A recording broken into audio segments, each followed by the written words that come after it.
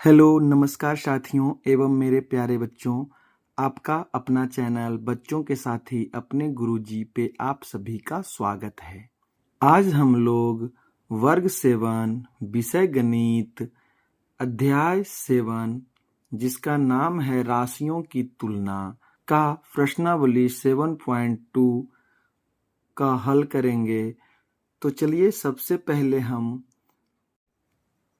इस प्रश्नावली का पहला प्रश्न है, क्रय विक्रय के निम्न सौदों में हानि या लाभ ज्ञात कीजिए। प्रत्येक दशा में प्रतिशत हानि या प्रतिशत लाभ भी ज्ञात कीजिए। तो जैसा कि यह प्रश्न में पूछा जा रहा है हानि या लाभ, तो आप इससे पहले पढ़ चुके हैं हानि या लाभ। इससे पहले वीडियो में हानि लाभ, हानि प्रतिशत, लाभ प्रतिशत के बारे में बताया गया है। तो देखिए हानि क्या होता है और हानि कैसे होता है। हानि जब कॉस्ट प्राइस ज़्यादा हो और सेलिंग प्राइस कम हो तब क्या होता है, हानि होता है। मतलब क्रय मूल्य अधिक हो और विक्रय मूल्य कम हो। क्रय मूल्य अधिक और विक्रय मूल्य कम।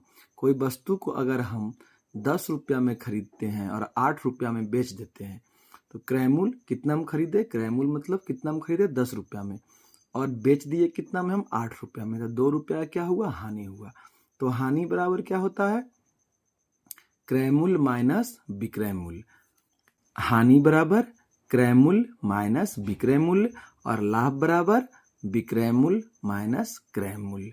तो चलिए पहला प्रश्न है, बगीचे में काम आने वाली कैंची 250 में खरीदी गई तथा 325 में बेची गई। यहाँ देखिए क्रय मूल्य जो है 250, क्रय मूल्य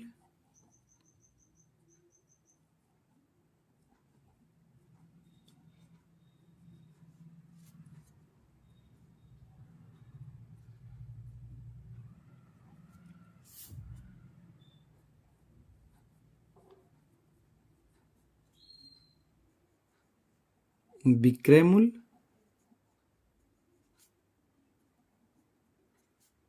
क्या है, 325। तो देखिए क्रय मूल्य क्या है, छोटा है विक्रय मूल्य से। इसके मतलब क्या हुआ कि लाभ हुआ होगा। क्रय मूल्य जब विक्रय मूल्य से छोटा होगा तो लाभ होगा और विक्रय मूल्य जब क्रय मूल्य से छोटा होगा तो हानि होगा। तो देखिए यहाँ पर क्रय मूल्य छोटा है, विक्रय मूल्य बड़ा है, मतलब लाभ। तो लाभ बराबर होता है विक्रय मूल्य। तो विक्रय मूल्य कितना है, 325 माइनस क्रय मूल्य। क्रय मूल्य कितना हुआ, 250। दोनों को घटाए 75 रुपया। 75 रुपया। लाभ कितने का, 75 रुपये का लाभ। अब देखिए इसमें कह रहा है लाभ या हानि निकालिए, तो लाभ हो रहा है तो लाभ निकल गया। इसके बाद कह रहा है कि प्रतिशत हानि या प्रतिशत लाभ। तो चलिए लाभ हुआ है तो लाभ प्रतिशत निकालेंगे। तो लाभ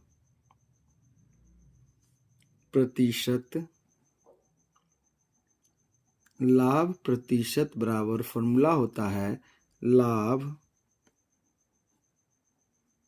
बटे क्रय मूल्य गुने 100। तो देखिए लाभ है 75, क्रय मूल्य है 250 गुने 100। 1 शून्य से 1 शून्य, 25 तिया 75 बराबर 30%। तो 30% का क्या हुआ, लाभ हुआ। इस तरह से पहला प्रश्न हल हो गया हमारा। 30% का लाभ प्रतिशत 30%। ठीक है, चलिए नेक्स्ट में चलते हैं। एक रेफ्रिजरेटर 12,000 में खरीदा गया और 13,500 में बेचा गया। तो देखिए क्रय मूल्य कितना है, क्रय मूल्य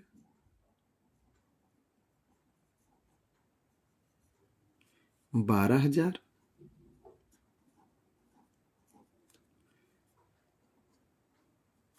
विक्रय मूल्य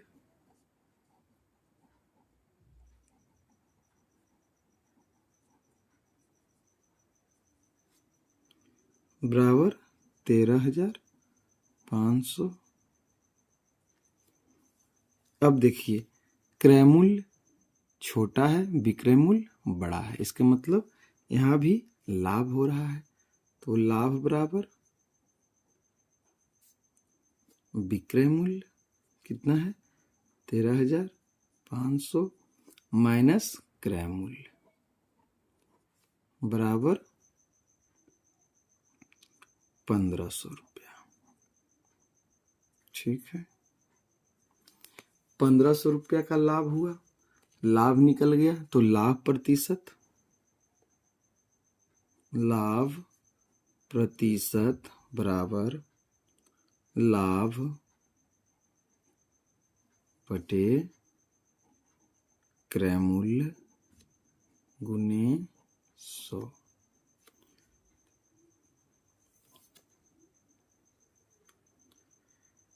तो लाभ कितना हुआ 1,500 का बटे क्रय मूल्य 12,000 मल्टीप्लाई 100। 2 शून्य से 2 शून्य, 1 शून्य से 1 शून्य। ठीक है,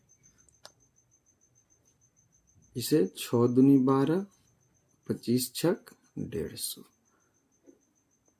बराबर 25/2 प्रतिशत। इसे दशमलव में लिख सकते हैं 12.5%। ठीक है, चलिए नेक्स्ट प्रश्न में चलते हैं। नेक्स्ट प्रश्न है हमारा, एक अलमारी 2500 में खरीदी गई और 3,000 में बेची गई। देखिए, क्रय मूल्य बराबर 2500, विक्रय मूल्य बराबर 3,000 रुपया। अब देखिए इसमें क्या, इसमें देखिए क्रय मूल्य छोटा है, विक्रय मूल्य बड़ा है। तो आप जानते हैं कि क्रय मूल्य अगर छोटा होगा विक्रय मूल्य से तो क्या होगा, लाभ होगा। तो लाभ बराबर विक्रय मूल्य माइनस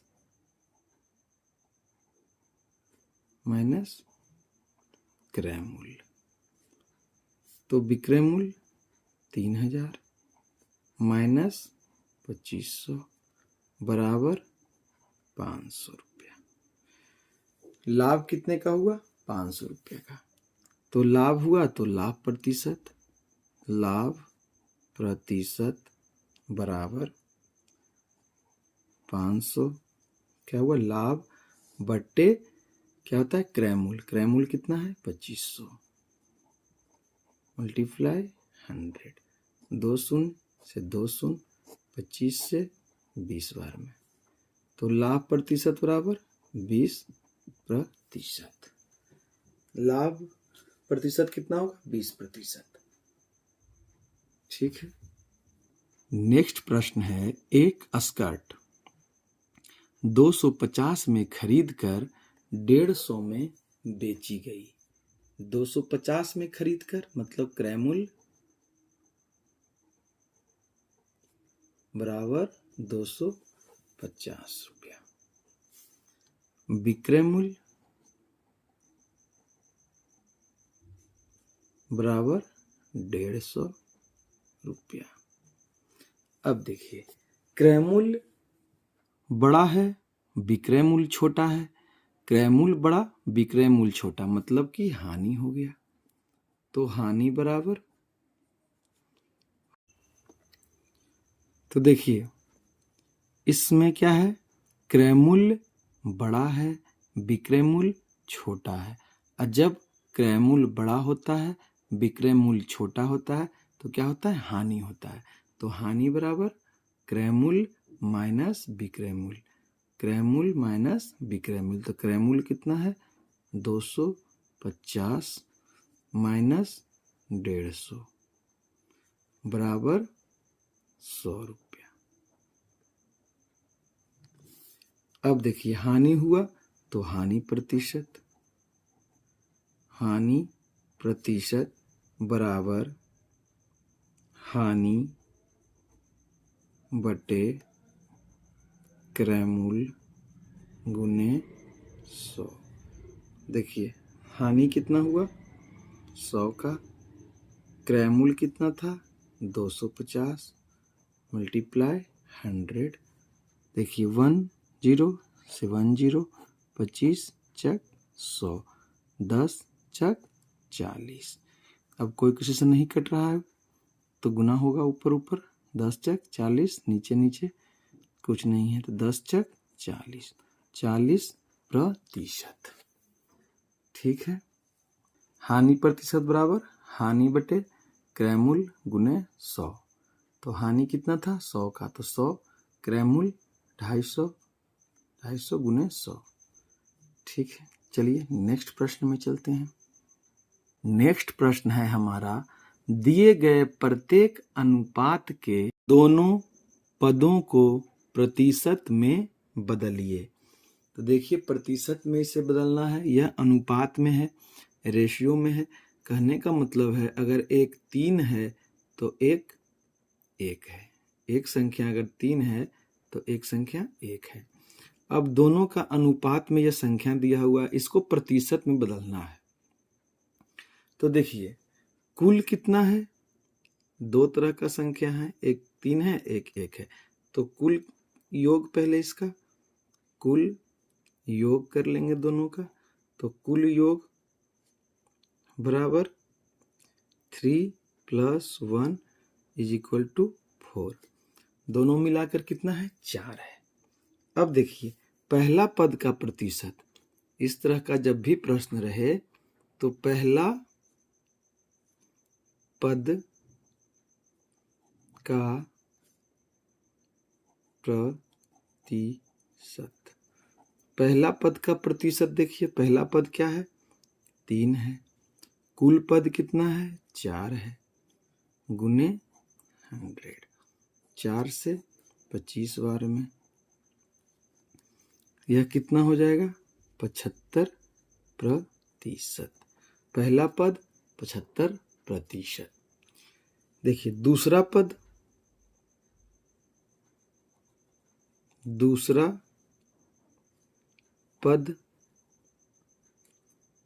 का प्रतिशत,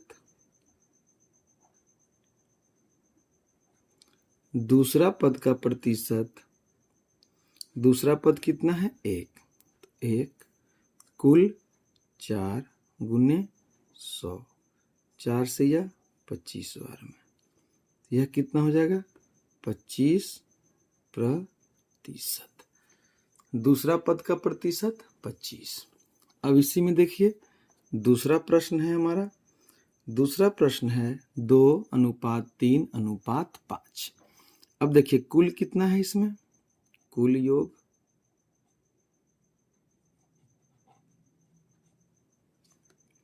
बराबर 2 + 3 + 5 बराबर 10। कुल योग इसका 10 है। अब देखिए पहला पद निकालते हैं, पहला पद का प्रतिशत, पहला पद का प्रतिशत बराबर पहला पद कितना है 2, कुल होता है वो नीचे, कुल कितना है 10 गुने 100, 10 तहें के 100, 10 दूना 20%। अब देखिए दूसरा पद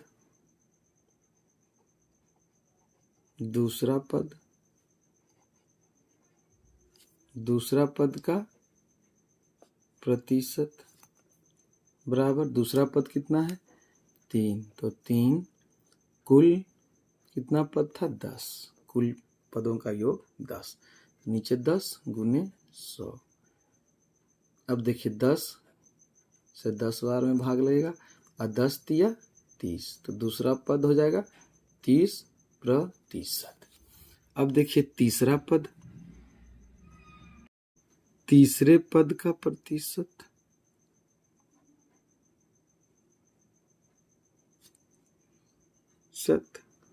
बराबर, तीसरा पद कितना है हमारा 5, पदों का योग 10 गुने 100, 10 दहेंगे 100, 10 पचे 50, 50%। ठीक है, इस तरह से यह प्रश्न हल हो गया। चलते हैं नेक्स्ट प्रश्न में।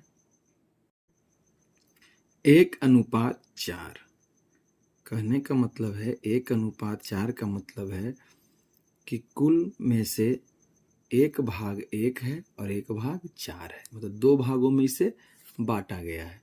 2 भागों में बांटने पर 1 को 1 मिलता है हिस्सा और 1 को 4, तो 4 और 1 5, दोनों को जब जोड़ देंगे तो वह कुल हिस्सा हमारा निकल जाएगा, कुल निकल जाएगा। जब दोनों को जोड़ेंगे तो कुल योग निकल जाएगा। तो चलिए कुल योग कितना है, कुल योग बराबर 1 + 4 = 5। पहले पद का प्रतिशत, पहले पद का प्रतिशत, तो पहला पद क्या है 1 है और नीचे क्या होता है कुल गुने 100, तो 5 से या 20 बार में तो हो जाएगा 20%। पहले पद का प्रतिशत कितना होगा 20%। दूसरे पद का, दूसरे पद का प्रतिशत बराबर, दूसरा पद कितना है 4, 4 कुल नीचे 5 गुने 100, 5 से 20 बचे 100, तो यह हो गया हमारा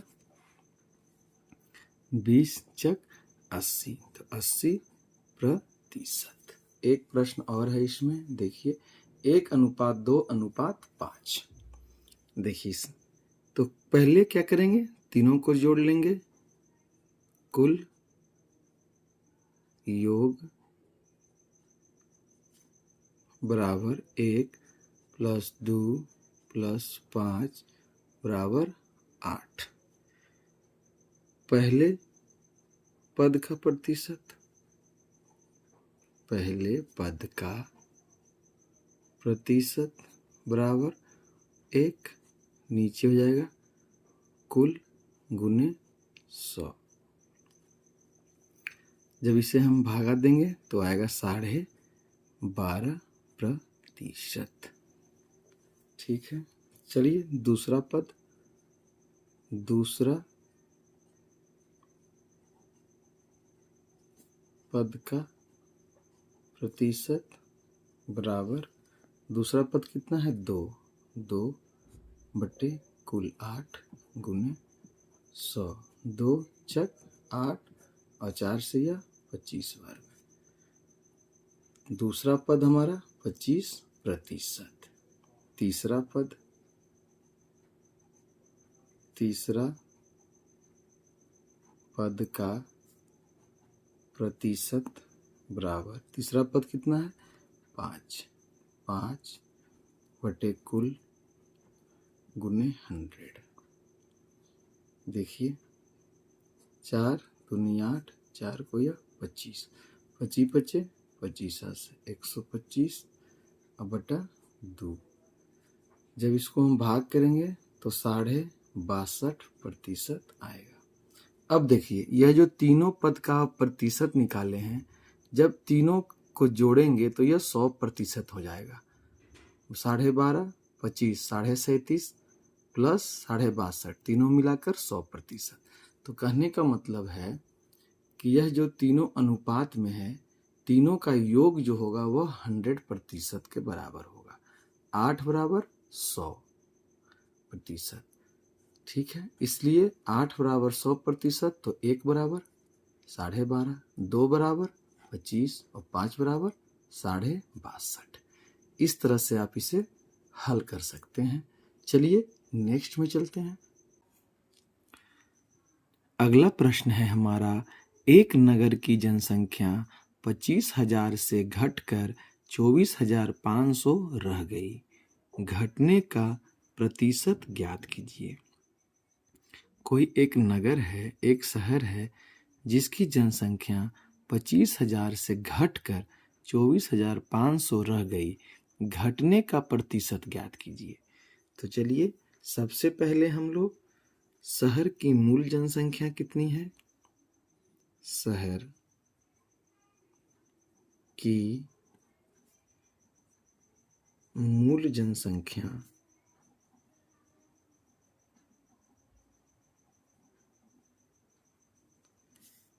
बराबर 25,000। यह तो हो गया मूल जनसंख्या। अब देखिए नई जनसंख्या, शहर की नई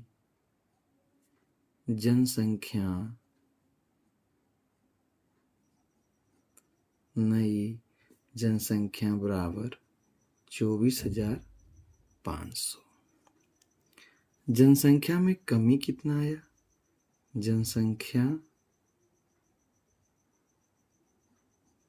जनसंख्या में कमी बराबर मूल जनसंख्या माइनस नई जनसंख्या जो प्रेजेंट वर्तमान में है। कितना हुआ, दोनों को जब घटाए तो जनसंख्या में कितना का कमी आया, 500 की कमी। जनसंख्या में 500 की कमी आ गई। ठीक है, जनसंख्या में कमी 500 का। प्रश्न से है घटने का प्रतिशत ज्ञात कीजिए। तो जनसंख्या घटी है तो घटने का प्रतिशत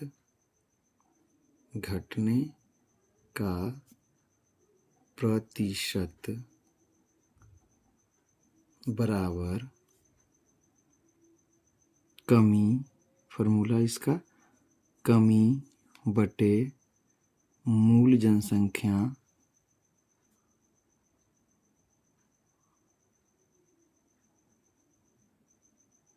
गुने 100। देखिए कमी कितने का हुआ, 500 का। मूल जनसंख्या कितने था, 25,000 गुने 100। देखिए 2 शून्य से 2 शून्य कट गया, 1 शून्य से 1 शून्य कट गया। अब देखिए कोई कट रहा है, था 25 जो है वो 50 को 2 बार में काट रहा है, 25 दूनी 50। घटने का प्रतिशत 2%। घटने का प्रतिशत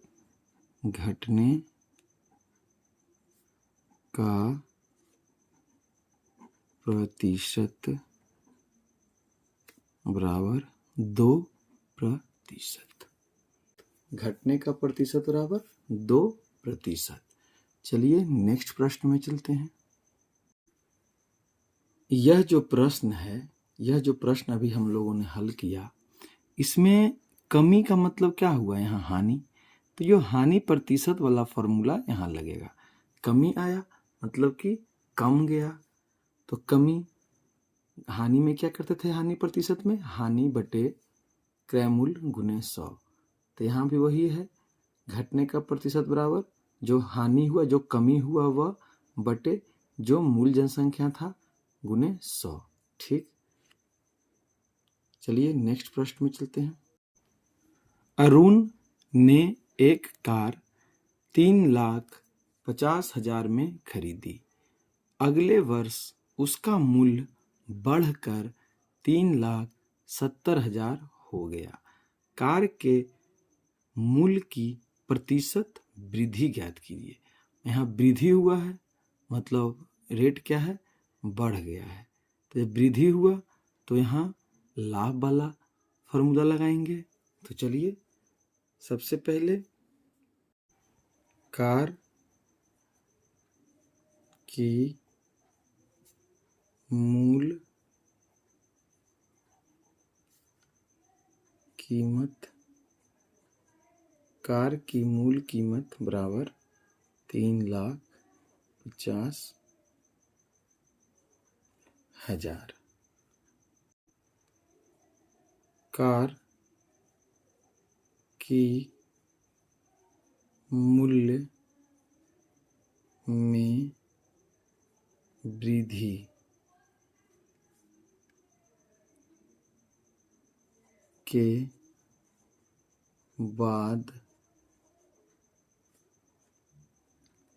बाद की कीमत बराबर 3,70,000। तो वृद्धि बराबर वर्तमान कीमत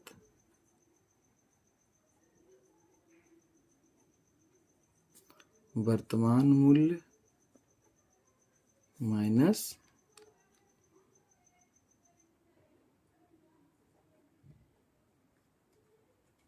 कार की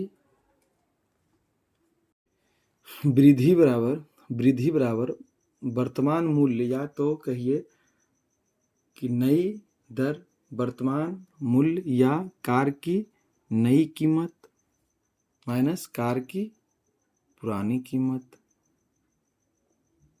पुरानी मूल्य, नई मूल्य माइनस पुरानी मूल्य। तो नई मूल्य 3,70,000 माइनस पुरानी मूल्य। इस प्रकार वृद्धि हुआ 20,000 का, वृद्धि 20,000 रुपये का। ठीक है, तो प्रश्न में कह रहा है कार के मूल्य की प्रतिशत वृद्धि, तो कितने प्रतिशत का वृद्धि हुआ? वृद्धि प्रतिशत बराबर वृद्धि बटे मूल कीमत, या इसे हम कह सकते हैं पुरानी कीमत गुने 100। वृद्धि कितना हुआ? 20,000 बटे मूल कीमत 3,50,000 गुने 100। 2 शून्य 2 शून्य 2 शून्य 2 शून्य, 5 सते 35, 5 20 बचे 100 बराबर 20 दूने 40 बटे 7। इसे हम लिख सकते हैं 5.7%। ठीक है। अगला प्रश्न है हमारा, मैंने एक टीवी 10,000 रुपये में खरीद कर 20% लाभ पर बेच दिया, मुझे बेचने पर कितना धन प्राप्त हुआ? देखिए, टीवी का क्रय मूल्य बराबर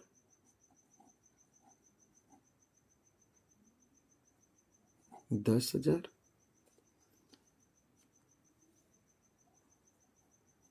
लाभ प्रतिशत बराबर 20। पूछ क्या रहा है? मुझे बेचने पर कितना धन प्राप्त हुआ। अब देखिए, धन प्राप्त हुआ का मतलब बेचने पर कितना मिला उसको।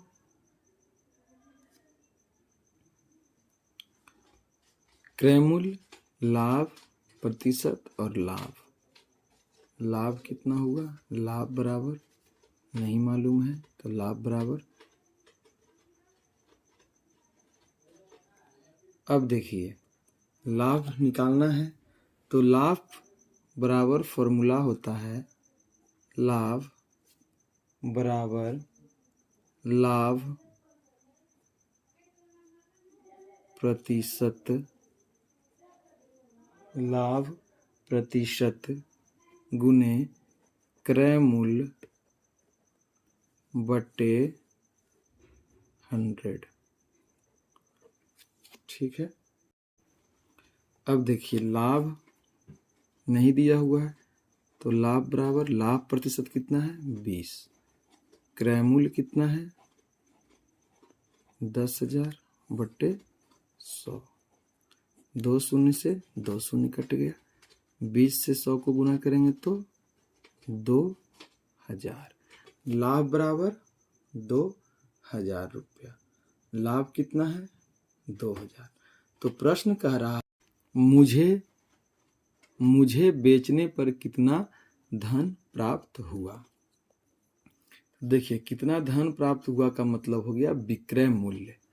तो विक्रय मूल्य बराबर क्या होता है, विक्रय मूल्य बराबर क्रय मूल्य प्लस लाभ। तो क्रय मूल्य कितना था 10,000 प्लस लाभ कितना हुआ 2,000।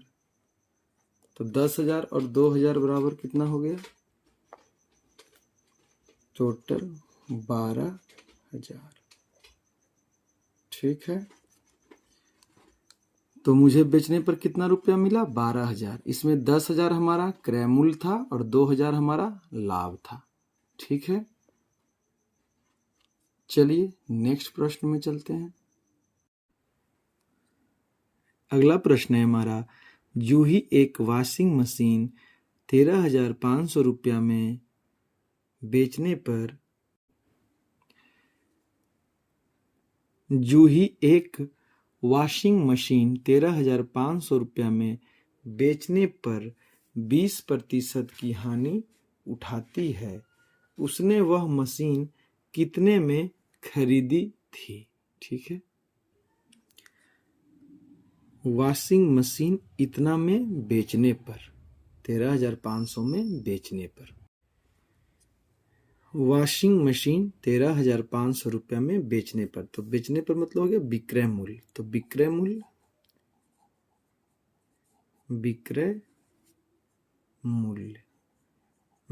मूल्य बराबर 13,500। ठीक है। अब देखिए हानि कितना हो रहा है, हानि प्रतिशत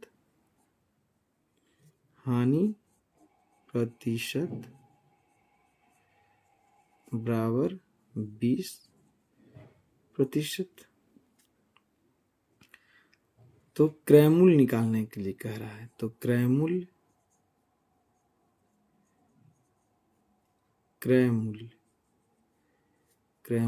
सीपी। ठीक है। तो चलिए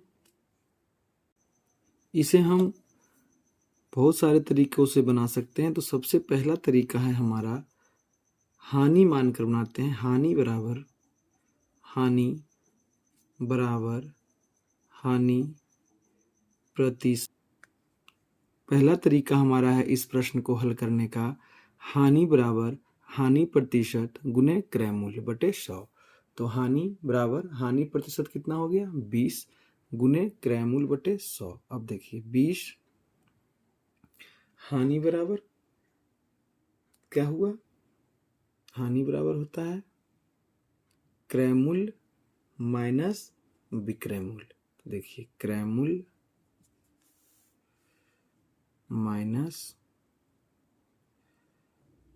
माइनस विक्रय मूल्य गुने क्रय मूल्य बटे 100। अब देखिए क्रय मूल्य को हम सीपी लिख सकते हैं, विक्रय मूल्य को एसपी बराबर 20 गुने सीपी बटे 100। Cross multiplication 100 CP minus SP कितना है विक्रय मूल्य 13,500, 100 से गुना करने पर इस तरह से आएगा बराबर 20 सीपी। अब देखिए सीपी को एक तरफ कीजिए तो 100 सीपी प्लस माइनस 20 सीपी बराबर, ठीक है। अब देखिए 100 सीपी माइनस 20 सीपी तो कितना हो गया 80 सीपी बराबर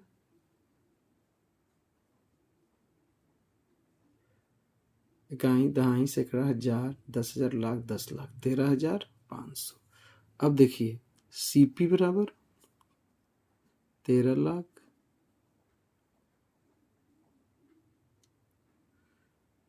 50,000 बटे 80, इसे डिवाइड करेंगे। जब इसे आप डिवाइड कीजिएगा तो आपको आएगा 16,875 रुपया, ठीक है। 16,875 रुपया। एक फॉर्मूला तो यह हो गया, हानि बराबर हानि प्रतिशत गुने क्रय मूल्य बटे 100, या इसे कह सकते हैं क्रय मूल्य बराबर हानि गुने 100 बटे हानि प्रतिशत, ठीक है। इसका फॉर्मूला देखिए यहाँ लिख देते हैं, क्रय मूल्य बराबर हानि गुने 100 बटे हानि प्रतिशत। क्रय मूल्य बराबर हानि गुने 100 बटे हानि प्रतिशत, इस तरह से भी निकाल सकते हैं, ठीक।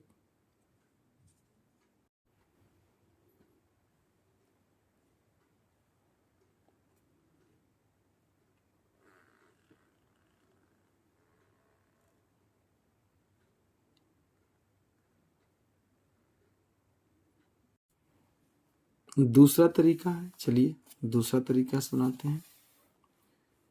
दूसरा तरीका है सेकंड,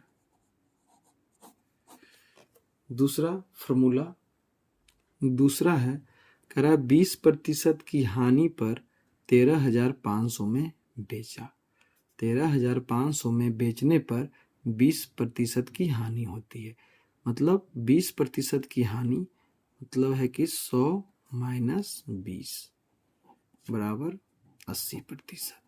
तो यह जो वैल्यू है वो 80% का है, तो 80% बराबर 13,500 रुपया। 13,500 रुपया। 80% बराबर 13,500, तो 1% बराबर 13,500 बटे 80, तो 100% बराबर 13,500 बटे 80 गुने 100, 1 शून्य से 1 शून्य।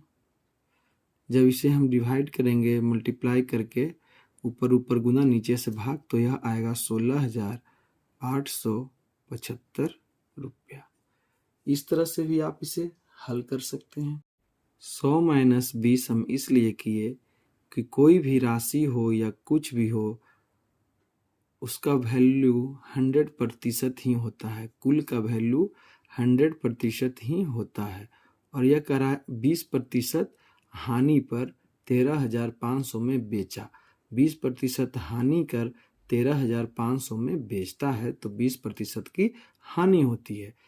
13,500 में अगर 20% की हानि हो रही है तो अगर कुल वैल्यू 100% था तो उससे 20% कम पर बिका, मतलब है कि 80% पर बिका। 80% बराबर 13,500 है, इसलिए 100% बराबर 16,875 रुपया। ठीक है, चलिए नेक्स्ट में चलते हैं। एक तरह से और इसे समझ लीजिए, मान लीजिए कि 100 रुपया क्रय मूल्य था या सीपी, 20 रुपया का हानि उठाकर 80 में बेच दिया, या एसपी हो गया, या सीपी या एसपी। तो इस तरह से भी हम निकाल सकते हैं, ठीक है। इसे सीपी मान लिए, इसे एसपी, तो क्या हो रहा है, हानि हो रहा है। तो हानि बराबर क्या होगा, हानि बराबर, इसे निकाल लेंगे, हानि बराबर, इस प्रश्न में कह रहा है चॉक पाउडर में कैल्शियम, कार्बन तथा ऑक्सीजन का अनुपात 10:3:12 होता है। इसमें कार्बन की प्रतिशत मात्रा ज्ञात कीजिए। तो देखिए इस तरह का प्रश्न हम पहले भी बताए थे और पहले भी बनाए हैं। तो चलिए सबसे पहले सभी को जोड़ लेते हैं। कैल्शियम, कार्बन तथा ऑक्सीजन, अनुपातों का योग, अनुपातों का योग बराबर 10 + 3 + 12। 10 3 13 12 25। तो यह 25 बराबर क्या होगा? 100 होगा, क्योंकि कुल बराबर 100% होता है। अब देखिए अनुपात किसका कह रहा है? कार्बन का। तो कार्बन दूसरे नंबर पर है, तो कार्बन का अनुपात, कार्बन का प्रतिशत बराबर कितना है? अनुपात में 3 है, तो 3 बटे कुल 25 गुने 100। 25 × 100, तो 4 तिया 12%। कार्बन 12%। ठीक है, चलिए नेक्स्ट। कह रहा है चाक की एक छड़ी में यदि कार्बन की मात्रा 3 ग्राम है। चाक की एक छड़ी में यदि कार्बन की मात्रा 3 ग्राम है, तब उसका कुल भार कितना होगा? अब देखिए कार्बन की मात्रा, कार्बन की मात्रा 3 ग्राम है। यह कुल भार का कितना प्रतिशत था? कुल भार का अभी बताए थे, बनाए हैं 12%। ठीक है, कुल भार का 12%। अब देखिए यह प्रश्न का अनुपात था 10:3:12। उसमें 3 किसका वैल्यू था? कार्बन का। तो ये 3 ग्राम ही तो कार्बन को कहा जा रहा है कि कार्बन का वजन 3 ग्राम है। तो कुल चौक का वजन बताइए। तो चौक की छड़ी का कुल भार कितना होगा? 12, 3 15 और 10 25, क्योंकि कुल तो यही था, कुल तो यही था। ऑक्सीजन की मात्रा, कैल्शियम की मात्रा और कार्बन की मात्रा। यह हो गया कैल्शियम, यह हो गया कार्बन और यह हो गया ऑक्सीजन। यह तीनों मिलकर ही एक चौक बना हुआ था। तो चौक की छड़ी का कुल भार कितना होगा? कुल भार यही होगा, कुल 12, 3 15 और 10 25। उसमें 3 ग्राम क्या है? कार्बन है। 12 ग्राम क्या है? ऑक्सीजन है। और 10 ग्राम क्या है? कैल्शियम है। ठीक है, चलिए नेक्स्ट में चलते हैं। नेक्स्ट प्रश्न है, अमीना एक पुस्तक 275 रुपये में खरीद कर उसे 15% हानि पर बेचती है। पुस्तक का विक्रय मूल्य बताइए। तो क्रय मूल्य क्या होगा पुस्तक का? क्रय मूल्य बराबर 275, हानि प्रतिशत बराबर 15%। अब देखिए, तो हानि बराबर हानि प्रतिशत गुने क्रय मूल्य बटे 100। हानि बराबर हानि प्रतिशत 15 गुने क्रय मूल्य 275 बटे 100। अब देखिए 5 तिया 15, 5 को 20 से, 5 × 20, 55 तिया 165 बटे 4 बराबर 41.25 रुपया। ठीक है, तो हानि इतने का हुआ। तो पुस्तक का विक्रय मूल्य बताइए। ठीक है, जैसा कि आप जानते हैं हानि बराबर 41.25। तो विक्रय मूल्य बराबर क्रय मूल्य माइनस हानि।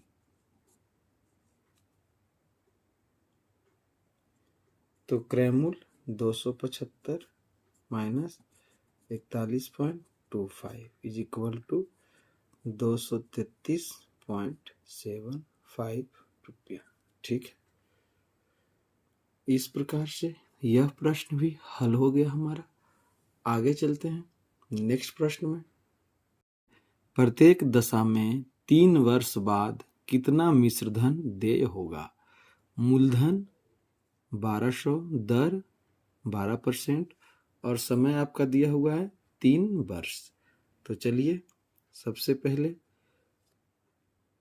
ब्याज निकालते हैं। तो ब्याज बराबर मूलधन गुने समय गुने दर बटे 100। मूलधन 1200, समय 3 वर्ष, दर 12/100। 2 शून्य से 2 शून्य, 12 गुने 3 गुने 12, 12 बार है 144, 144 दिया 432 रुपया। अब देखिए ब्याज हमारा निकल गया 432। तो मिश्रधन बराबर क्या होता है? निकालना है हमें मिश्रधन। तो मिश्रधन बराबर मूलधन प्लस ब्याज। मूलधन प्लस ब्याज। तो मूलधन है हमारा 1200, ब्याज है हमारा 432 बराबर 1632 रुपया। ठीक, चलिए नेक्स्ट में चलते हैं। देखिए मूलधन इतना, दर इतना और समय 3 वर्ष। सबसे पहले ब्याज। ब्याज बराबर मूलधन गुने समय गुने दर बटे 100। मूलधन 7500, समय 3 वर्ष, दर 5/100। 2 शून्य से 2 शून्य, 5 दिए 15 गुने 75, 75 दिया 225, 225 गुने 12, 1125 रुपया। ब्याज 1125। तो मिश्रधन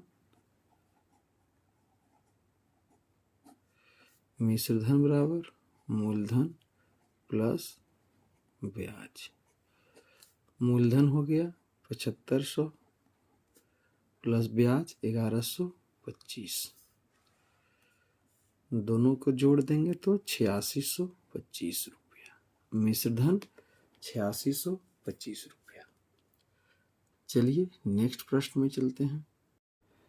प्रश्न है 56,000 पर 2 वर्ष पश्चात किस दर से 228 रुपया साधारण ब्याज देय होगा? तो दर निकालना है। तो मूलधन बराबर 56,000, समय बराबर 2 वर्ष, ब्याज बराबर 280 रुपया। अब देखिए दर निकालना है।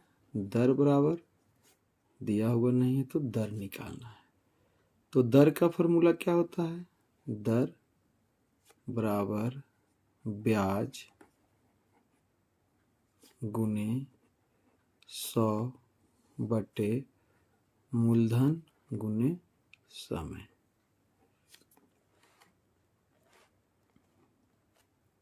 ब्याज कितना है? 280 गुने 100 बटे मूलधन 56,000, समय 2 वर्ष। देखिए 2 शून्य से 2 शून्य, 1 शून्य से 1 शून्य, 28 दूना 56। अब कोई नीचे ऊपर नहीं कट रहा है तो सीधा सीधी गुना करेंगे। इधर 1 गुने 1, 1 बटे 2 दूनी 4। तो दर बराबर 1/4%। दर बराबर 1/4%। इसे हम लिख सकते हैं 0.25%। ठीक है, नेक्स्ट प्रश्न में चलते हैं। मीना ने 9% वार्षिक दर से 1 वर्ष पश्चात 45 ब्याज के रूप में दिए। उसने कितना धन उधार लिया था? उसने कितना धन उधार लिया था?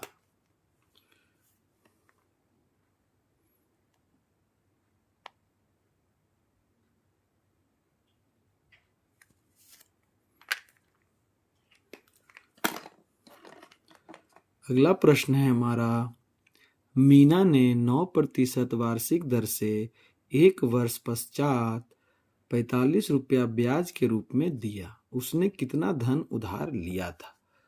मतलब हमें मूलधन निकालना है। तो मूलधन नहीं पता है, दर रेट 9%, ब्याज 45 रुपया, समय 1 वर्ष। अब देखिए हमें मूलधन निकालना है, तो मूलधन निकालने के लिए इसका फॉर्मूला है मूलधन बराबर समय गुने दर।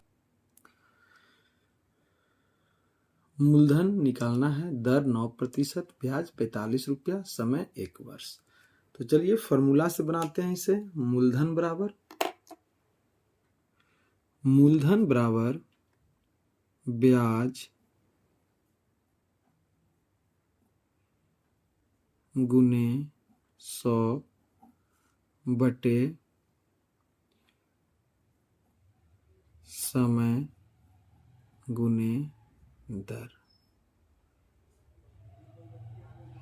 ठीक है, अब देखिए मूलधन बराबर ब्याज कितना है 45 गुने 100 बटे समय 1 वर्ष, दर 9। तो देखिए 9 बचे 45। मूलधन बराबर 5 गुने 100 बराबर 500 रुपया। मूलधन बराबर 500। मूलधन बराबर क्या आया 500। फॉर्मूला से मूलधन बराबर ब्याज गुने 100 बटे समय गुने दर। तो मूलधन बराबर 45 गुने 100 बटे 1 गुने 9, समय 1 वर्ष है तो 1, दर 9 है तो 9 और 9 बचे 45। 5 गुने 100 500 रुपया। इस प्रकार मूलधन 500 रुपया आया। मूलधन बराबर 500। यह प्रश्न इस प्रश्नावली 7.2 का अंतिम प्रश्न था, जिसे हमने हल कर लिया है। आशा करता हूं कि आपको यह वीडियो पसंद आया होगा। अगर यह वीडियो पसंद आया हो तो कृपया अपने दोस्तों के साथ शेयर करें, लाइक करें और सब्सक्राइब करें। मिलते हैं फिर से अगले वीडियो में। तब तक के लिए धन्यवाद। जय हिंद, वंदे मातरम।